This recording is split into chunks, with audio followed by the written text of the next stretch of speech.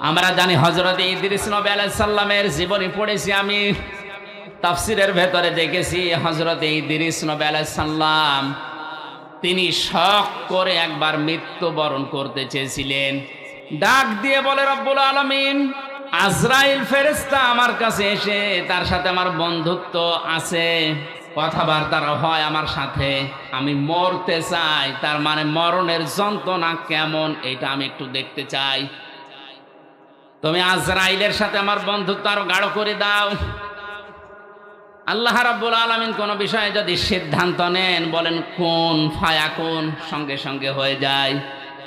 ফেরেশতা আজরাইলের সাথে তার বন্ধুত্ব হয়ে গেল। হাদিসটা যদিও জয়ীফ, দুর্বল, আমি শুধু শিক্ষার জন্য বলছি।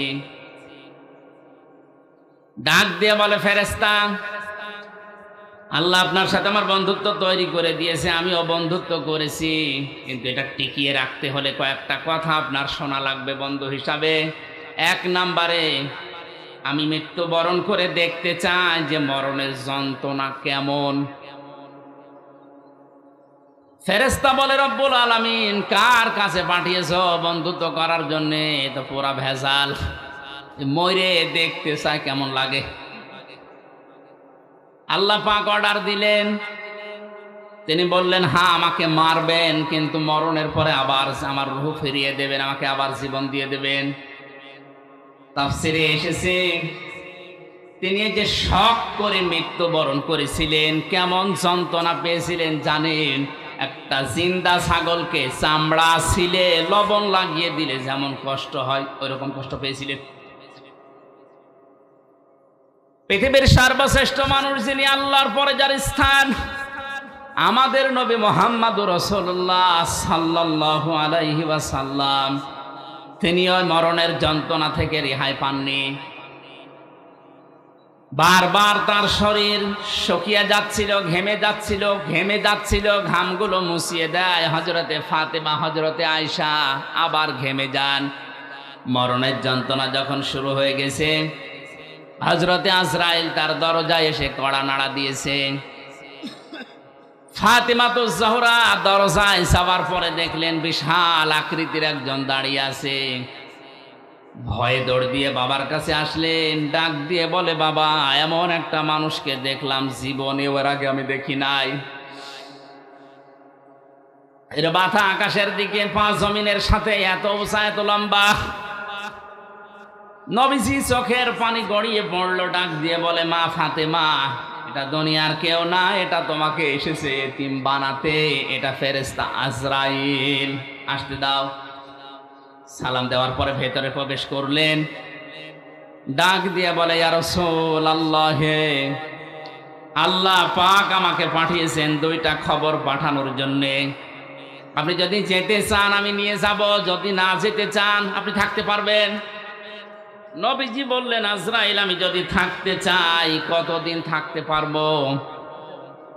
ফেরেশতা বলে, হ্যাঁ আপনি যতদিন ইচ্ছা ততদিন থাকতে পারবেন। তারপরে কি? মরা লাগবে। তারপরে কি? কারণ হচ্ছে আল্লাযী খলাকাল মাউতা, আল্লাহ সর্বপ্রথম বানিয়েছেন মউত। আপনি আল্লাহর প্রিয়, আল্লাহর বন্ধু, আল্লাহর দোস্ত, আল্লাহর হাবিব, সব ঠিক আছে, আপনি যতদিন থাকতে ইচ্ছা করেন ততদিন থাকতেও পারবেন, কিন্তু ফাইনাল কথা, মরা লাগবে। নবীজি বললেন, আজরাইল, মরায় যদি লাগে তাহলে নশ্বর দুনিয়ায় থেকে আমার আর লাভ নেই। মহান আল্লাহ যদি আমার অপেক্ষায় অপেক্ষমান থাকে তাহলে আমাকে নিয়ে চলো। আজরাইল বলেন, আমি শুধু হাতটা তার বুকের উপরে রাখলাম। বিশ্বনবী ডাক দিয়েই বললেন, আজরাইল, তাড়াতাড়ি তোমার হাত আমার বুকের ওপর থেকে সরাও, মনে হচ্ছে উহুদ পাহাড় আমার বুকের ওপরে রেখে দিয়েছো। বলেন, যে লোকটা শুধু মনের ভেতরে কামনা বাসনা আসলেই কবুল হয়ে যায়, আকাশের তারকা দেখে, চাঁদ দেখে হাত আঙ্গুল দিয়ে ইশারা দিলে দুই টুকরা হয়ে যেত। পা জমিন থেকে তুললে ওটা সঙ্গে সঙ্গে আরশে চলে যেত। এত বড় পাওয়ার ছিল, সম্মান ছিল যার। এই লোকটার মরণের যন্ত্রণা যদি আজরাইলের হাত রাখার পরে এমন তীব্র হয়, আমাদের কিছুই হবে না।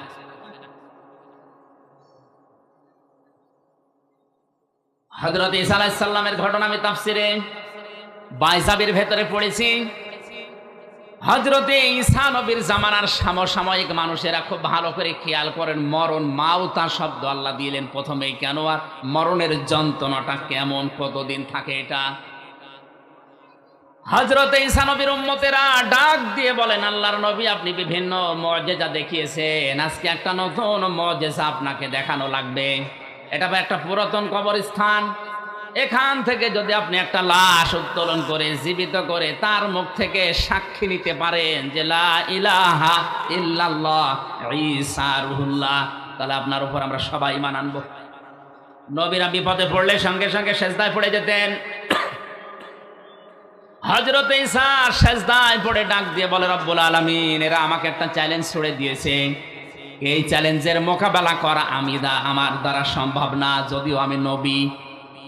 তোমার সাহায্য লাগবে এখন, মেহেরবানি করে এদের হেদায়েত দেওয়ার উসিলায় হলেও তুমি আমাকে সাহায্য করো, পাঠাও।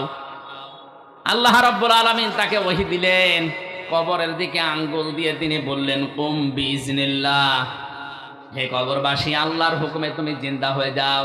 সঙ্গে সঙ্গে কবর থেকে একটা মরা মানুষ জিন্দা হয়ে হযরত ঈসা নবীকে সালাম দিয়েছে। সালাম দেওয়ার সঙ্গে সঙ্গে বললেন, হে আল্লাহর নবী ঈসা রুহুল্লাহ, এ সালাম শুধু আমি আমার পক্ষ থেকে না, আমার বাবার পক্ষ থেকে সালাম আপনি গ্রহণ করেন। হযরত ঈসা আশ্চর্য হয়ে বললেন, আল্লাহর বান্দা, কে তুমি, তোমার পরিচয় কি, আর তোমার বাবাই বাপকে? কবরবাসী ডাক দিয়ে বলেছেন, আল্লাহর নবী ঈসা, আমি আজকের সন্তান না, আজকে থেকে ৪৫০০ বছর আগে আমি দুনিয়া থেকে বিদায় নিয়েছি। আমার বাবার নাম হযরতে নূহ আলাইহিস সালাম, আর আমার নাম শাম। আমার বাবা ইন্তেকালের আগে আমাকে জানিয়েছিল মরণের পরে তোমাকে ১০০০ বছর পরে আবার একবার জিন্দা হওয়া লাগবে জামানার নবী হযরতে ঈসার মুজিজার কারণে।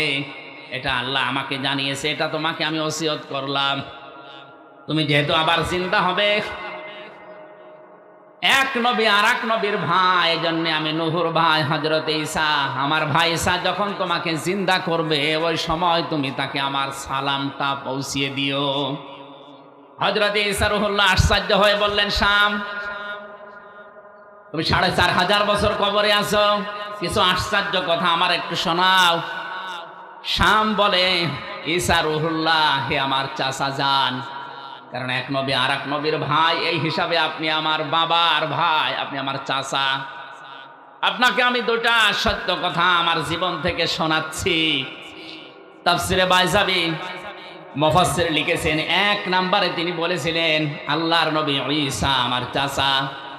মরণের সময় হযরতে আজরাইল যখন আমাকে তাড়া করছিল, আমার রূহটাকে যখন চাপতে চাপতে শেষ পর্যন্ত আঙ্গুলের মাথা দিয়ে বের করছিল, আমি এমন কষ্ট পেয়েছিলাম ওই সময়, যে যন্ত্রণা আমি অনুভব করেছিলাম, যে তীব্র যন্ত্রণা। ৪৫০০ বছর এই কবরে পড়ে আছি, এখন ওই যন্ত্রণা আমার শরীর থেকে যায়নি, এখনো ব্যথা করে। দ্বিতীয় নম্বরে, কবে কিয়ামত হবে আমিও জানি না। কিয়ামতের ওই কঠিন ময়দানে ওঠার আগ পর্যন্ত আমার শরীরের ৩৬০ জোড়া বিভিন্ন অঙ্গ প্রত্যঙ্গে জোড়া দেওয়া আছে। এই জোড়াগুলো আমার এখনো পর্যন্ত এই ৪৫০০ বছরের ভেতরে মনে হয় এখন কে যেন আমাকে পিটিয়েছে। মুফাসসির লিখেছেন শেষের দিকে, হযরতে শাম তিনি একজন নবী ছিলেন, যদি নবী নাও থাকেন তিনি একজন নবীর সন্তান। বাংলার মুসলমানেরা বলেন বিবেক দিয়ে, একজন মুসলমান নবীর সন্তান, তিনি একজন নবী, এরকম কথাও আছে। তার মরণের যন্ত্রণা যদি এরকম তীব্র হয়, ৪৫০০ বছরও তিনি ভুলতে না পারেন, আমরা যারা সাধারণ মুসল্লি, সাধারণ মুসলমান যারা, তাদের মরণের সময় কি হবে এটা আল্লাহ ছাড়া আর কেউ জানে না। এই জন্য এই মরণের যন্ত্রণা থেকে কেউ যদি রেহাই পেতে চায়, নবীজি ওই সময় আজরাইলকে বলেছিলেন, ভাই মরণের যে যন্ত্রণা সব আমার বুকের ওপরে তুমি এখনই শুরু করে দাও, কিন্তু আমার এতিম উম্মতদেরকে তুমি কিছু বলবা না। আজরাইল বলেছিলেন, না এটা কথা দিতে পারলাম না, কিন্তু একটা কথা আপনাকে আমি দিতে পারি। কোরআনে কারিমের 6666টা আয়াতের ভেতরে সূরা বাকারার 255 নাম্বার আয়াত যদি আপনার উম্মতেরা ফরজ নামাজ শেষ করার পরেই পড়ে, আর এই আয়াতের ভেতরে আল্লাহর 10টা ক্ষমতার কথা আছে। কয়টা বলেন বলেন? এই 10টা ক্ষমতা যদি ওর প্র্যাকটিক্যাল লাইফেও মেনে চলে, আমি আজরাইল কথা দিলাম মরণের সময় ওর কোনো শাস্তি যন্ত্রণা হবে না। মানুষ মায়ের বুকে দুধ খেতে খেতে যেভাবে ঘুমিয়ে যায় বাচ্চারা, ঠিক আমি ওইভাবে ওর জীবন কবজ করব।